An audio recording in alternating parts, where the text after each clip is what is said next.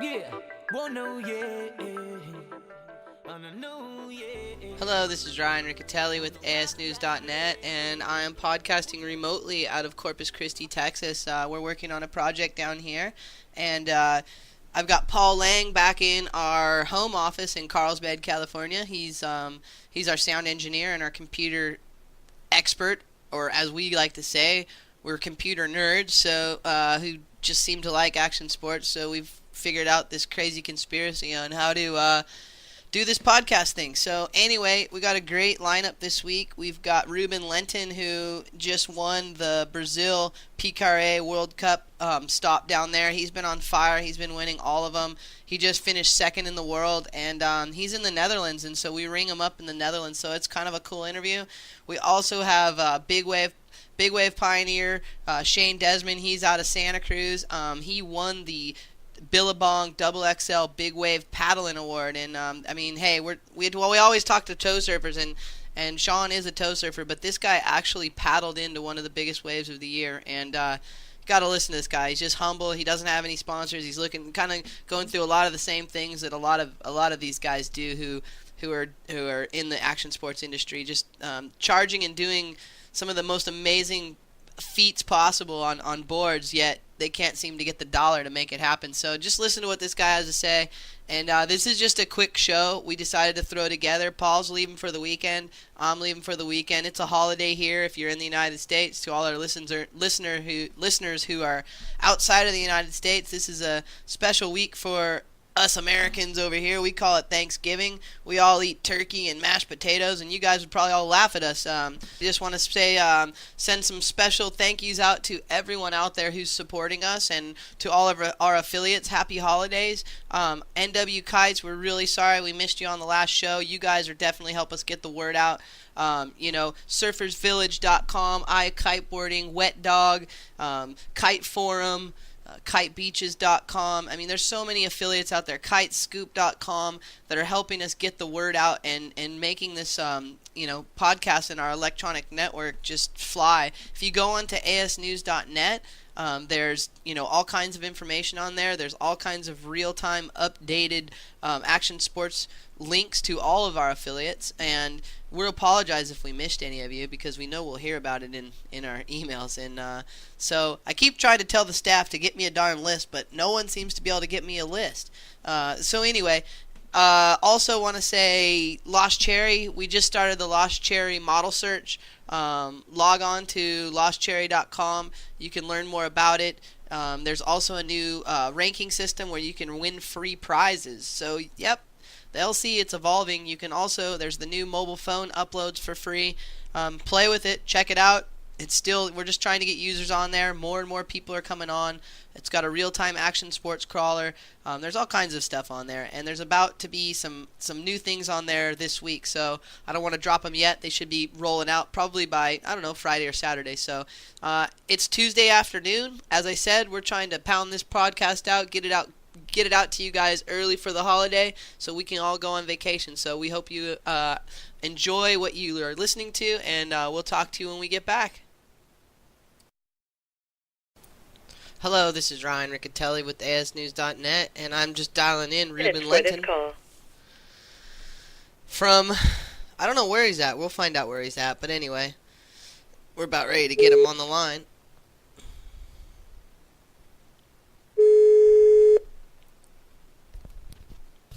What up, dude? What's up, Ruben? This is Riccitelli. Hey, man. Where are you at right now?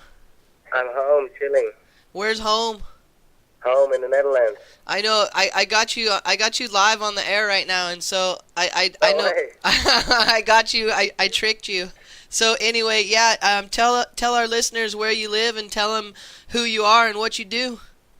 Yeah, all right. So I'm Ruben Lenten. I'm 17 years old, and I'm from Holland. And I'm just off now, and I'm relaxing at home with my family and my friends. Well, I'm in Texas. I just called over there. And what time is it over there? It's right now 8:00 p.m. Oh, okay. It's 1 o'clock in the afternoon here. Right. And so you just got back from Brazil, and tell us what happened down there. Yeah, in Brazil, I won again. heats against some good guys, and I worked my way all the way up in the single elimination. And then, I got up to my cousin, a Dutchie as well, and I won. So who was in the final? In the final was in the single elimination. It was me and my cousin Kevin Lungeray. And then in the doubles, Aaron worked his way up, and we were in the finals. So what gear was being used? I know all my listeners want to know. So Aaron's on FlexiFoil, right? Yeah, Aaron is riding FlexiFoil, and I'm riding Slingshot. And then what's your cousin riding? My cousin is riding for the International Nash team. So he's a Nash rider. Oh, I met your cousin. Okay, I met him at the King of the Air. I didn't know that was your cousin. Yeah, that's right. So you've come off of a very long string of victories, and why don't you name all the spots that you've basically claimed this year?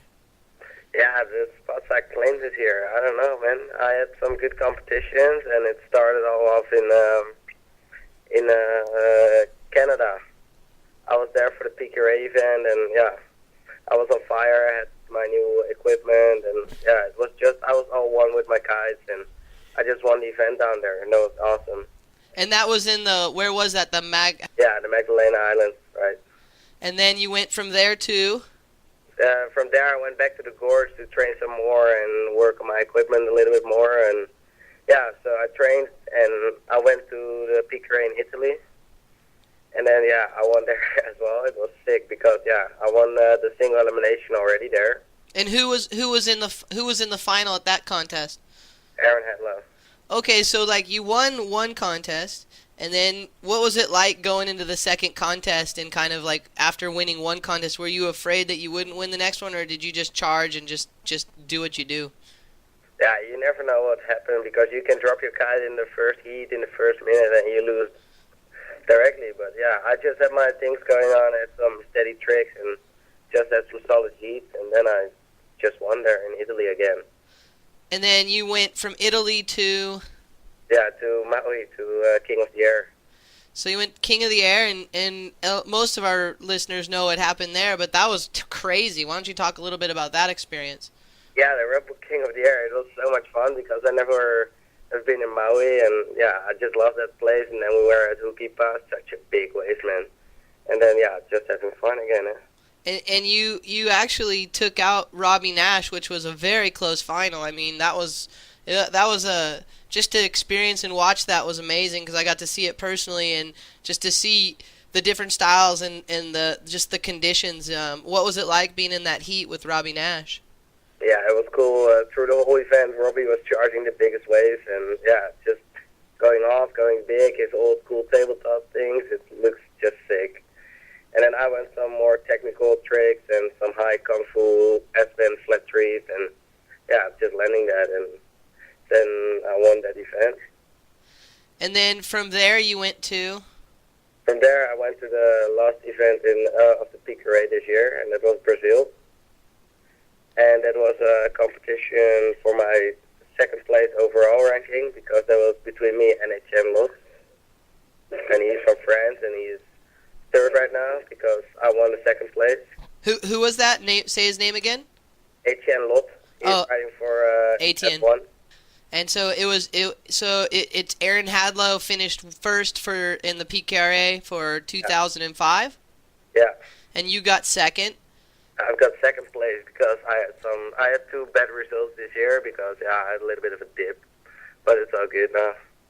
And and then who won for the ladies?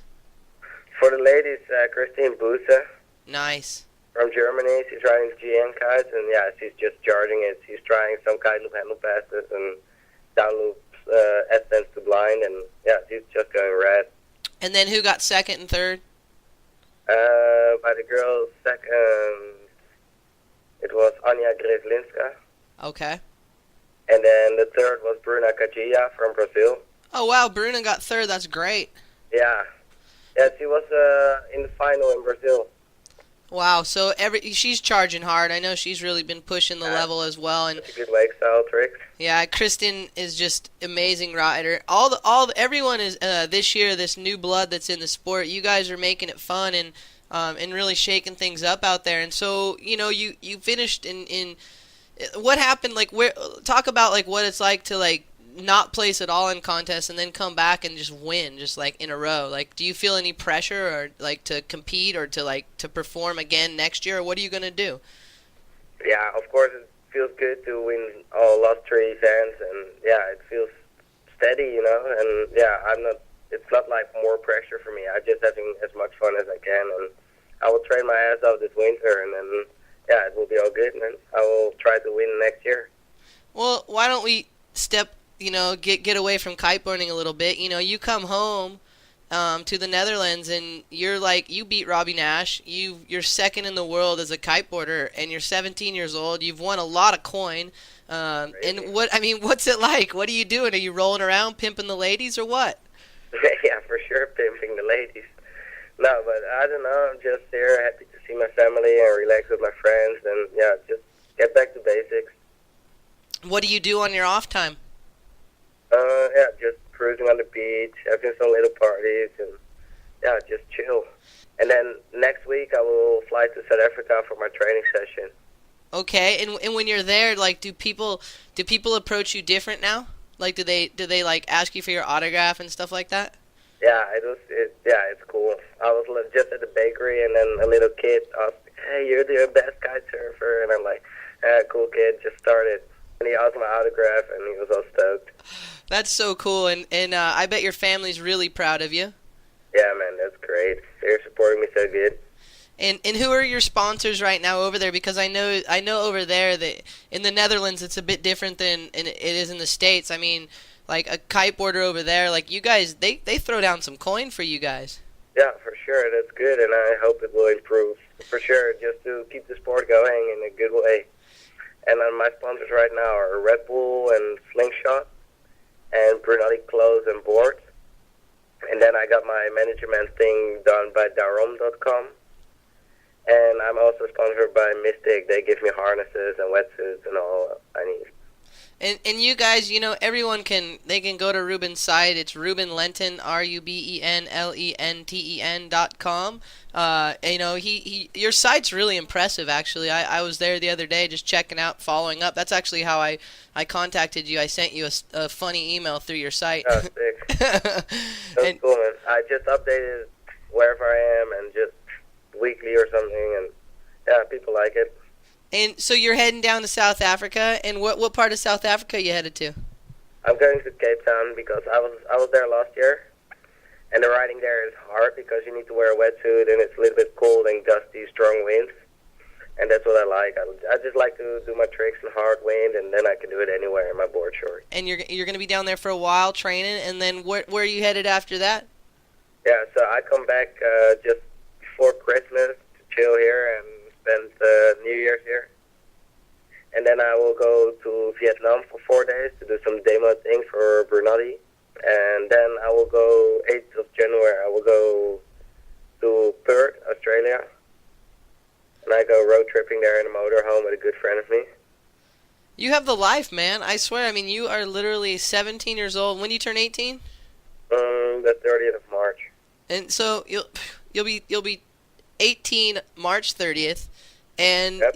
You've traveled most of the world, and you're already, you're second in the world. This year, hopefully, we'll see you knock out number one.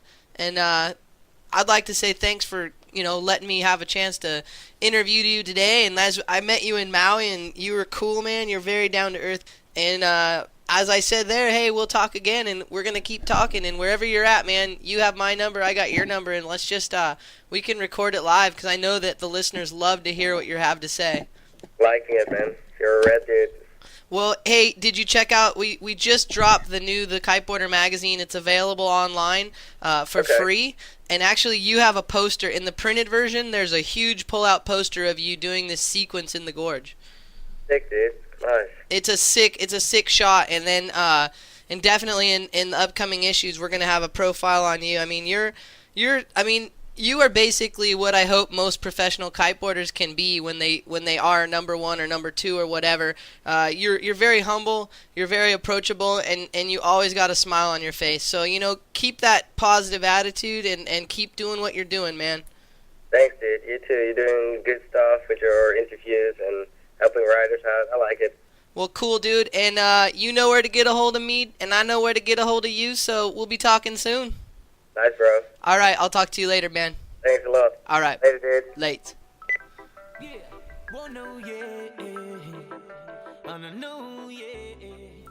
Hello, this is Ryan Riccitelli with ASnews.net, and today we have a guest from Santa Cruz, Shane Desmond. He's a big wave surfer, waterman up there.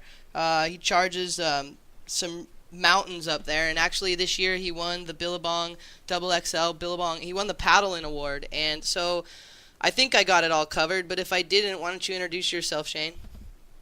Well, hi everybody. I'm Shane Desmond. I'm just hanging out at home with my daughter and wife, and just chilling. Got done surfing already this morning up north. Another beautiful day in paradise, I must say.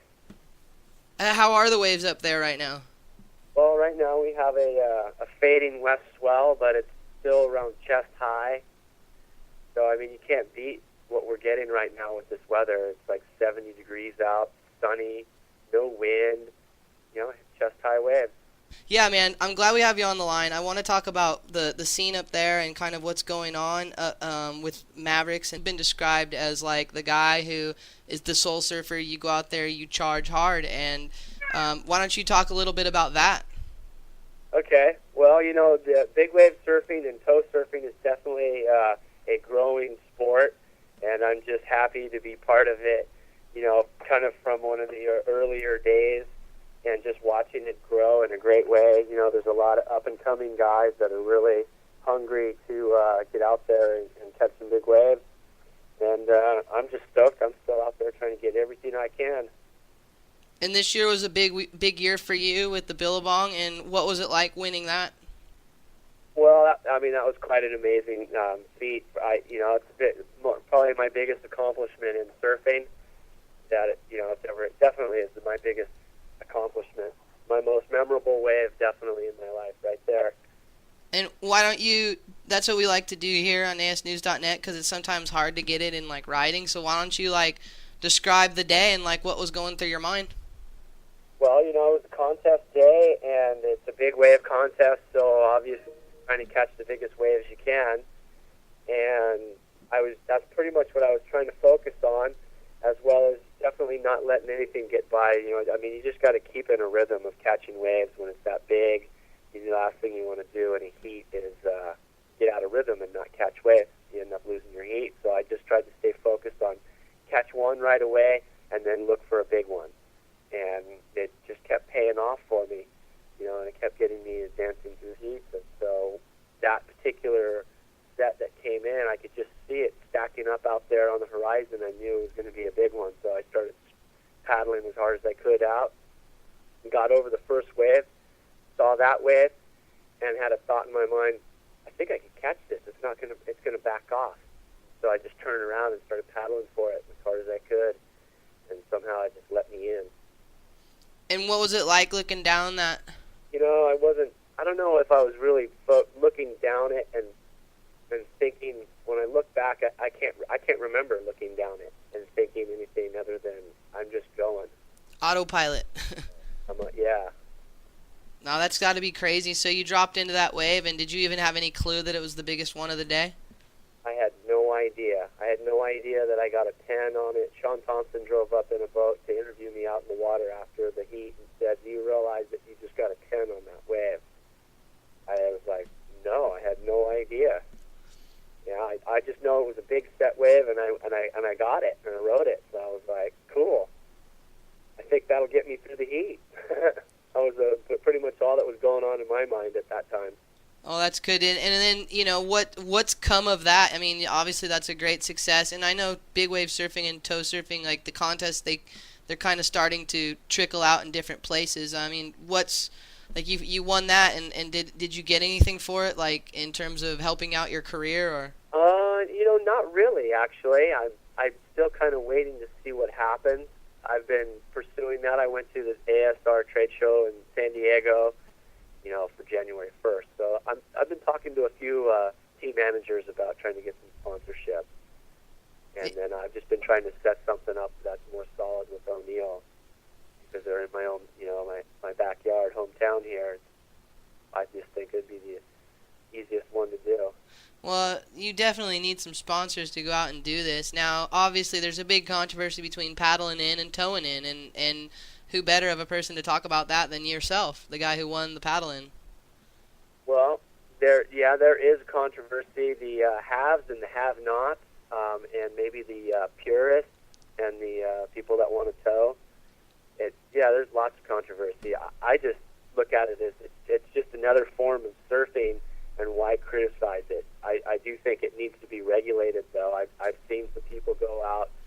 There's always going to be a bad apple in the bunch, or people make mistakes now and then, and so there's definitely, with it being so new, it needs to be regulated. Well, and with that, obviously, with the growing, tow surfing community, I mean, I just got the new surfing magazine, and they had, where the article on tow surfing and just the growth of the sport. And I know in Monterey County, there's a lot of issues about that. Why don't you give us your perspective on that angle of tow surfing? Yeah, I would say it's pretty sensitive here, being a marine sanctuary. I don't know, the main controversy, though, I think is between users, of places that we're riding. So, people are surfing spots that are also being towed, and so that's where I think the real controversy comes is between people, is that there's a conflict of what we're using these spots for. I've seen people get beat up over stuff like this, and sometimes for the right reasons, and a lot of times for the wrong reasons. Yeah, definitely. I've seen some of that too, and I'll say this again, and somebody else has already quoted this, that tow surfing is the best thing and the worst thing that's ever happened to surfing. And I'm hoping that we can diffuse the negativity with some rules and regulations that will make, most everybody happy. And then we can, continue to let this tow surfing grow, because it's definitely the biggest growth spurt in surfing. Absolutely, and it's something that transcends just just surfers. I mean, anybody who sees some guy dropping into a 70-foot wave will stop whatever they're doing and check it out, because it's just so, it's kind of like those old ABC or NBC sports, videos of the guys jumping off cliffs with skis and snowboards and stuff, It just stops you, because it's an incredible thing. And I guess what I see with the big wave surfing is that, with all what you guys do, if someone screws up out there on a ski, someone can die, and so it's a volatile situation. Oh yeah, definitely. That's what I think really captivates people, is that it is such a life-threatening thing that's why you watch it in such awe. Is that you just go, wow, if that guy falls, he might die.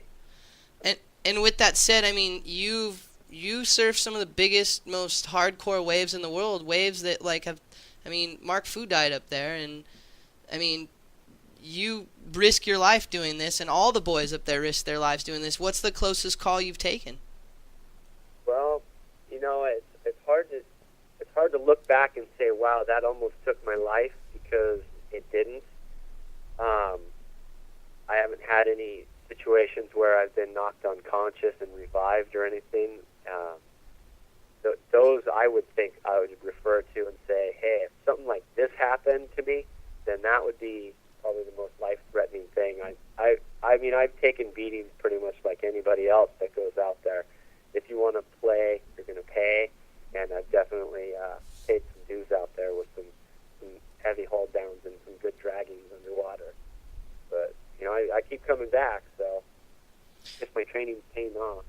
Yeah, we had Garrett McNamara on here, and we had Campbell Farrell on here. We've had Pete Cabrina, some of the the pioneers, and some of the just guys that just go out there and charge, and it's like a gut feeling that it seems like all of you have of when to say when, and you have a tow partner out there that you rely on pretty extensively. And why don't you talk a little bit about him?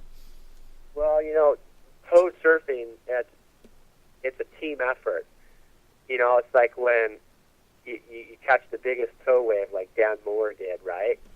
And the matter of the fact is he didn't really catch that wave. His driver got him that wave.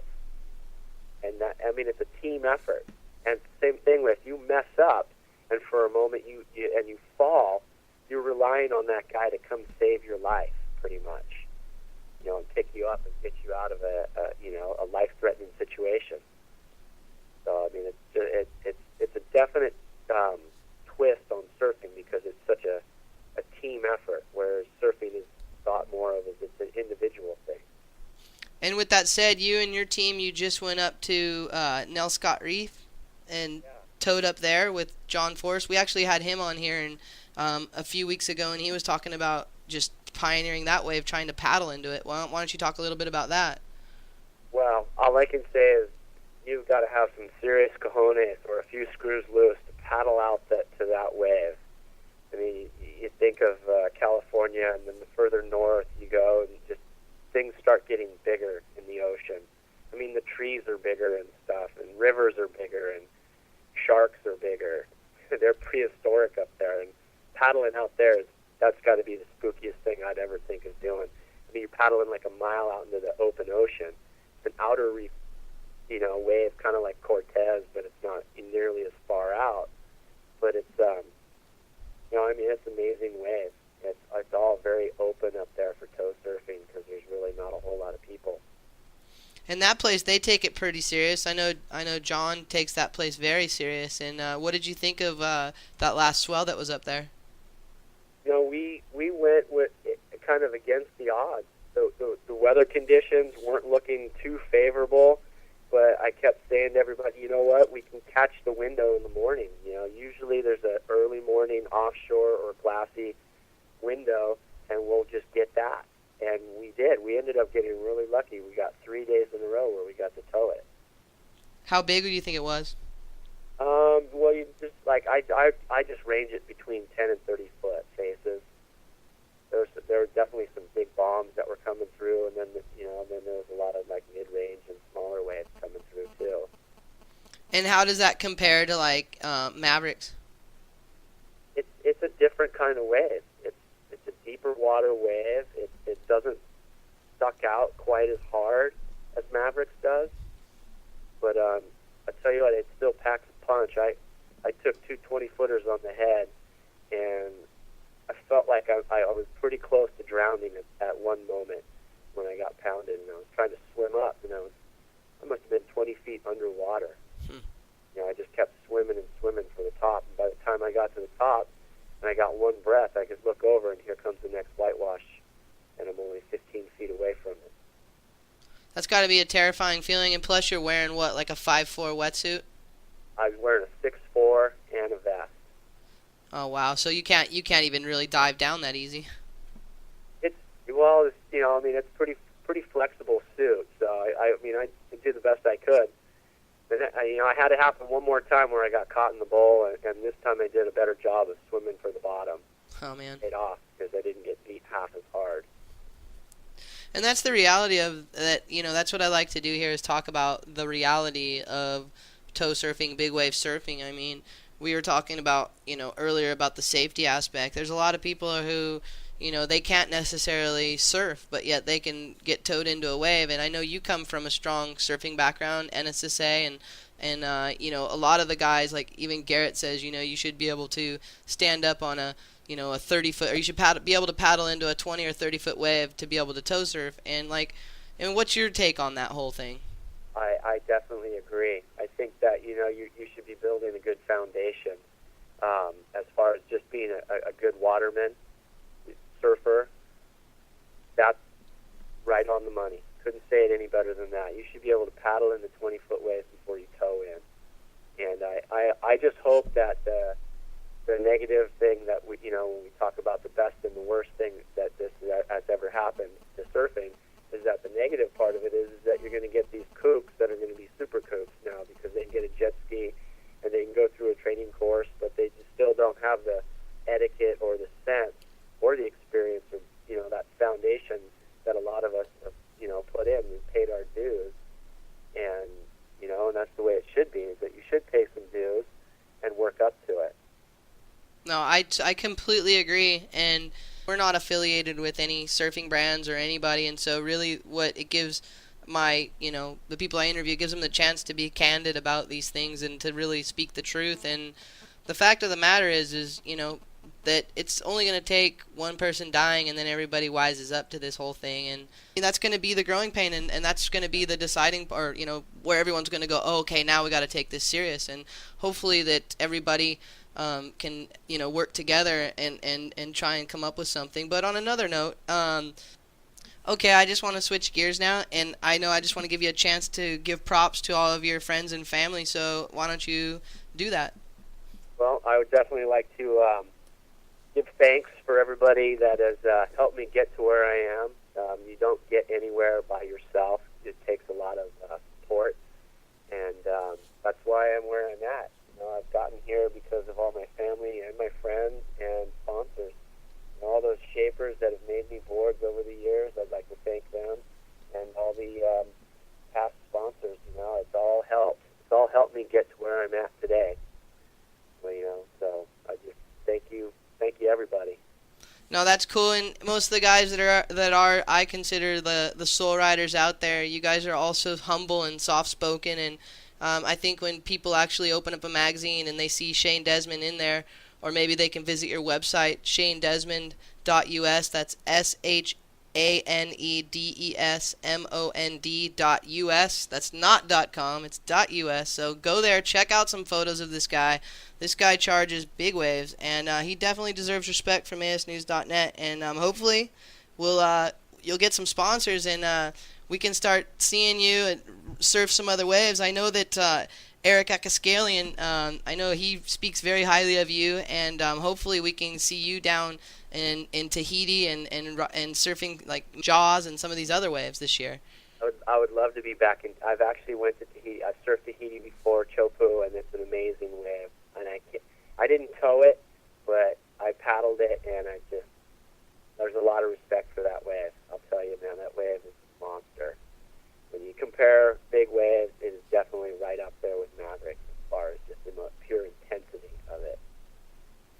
Well, man, hey, thanks for coming on to the show, and we'll get this up. This is our special Thanksgiving, show that we're kind of just pounding out real quick because we're all leaving to go on vacation. So anyway, yeah. I'll send you the link, and you can send it out to all your family and friends. They can hear us talk our nonsense. Okay, sounds good. All right, man. You have a good day. Thanks.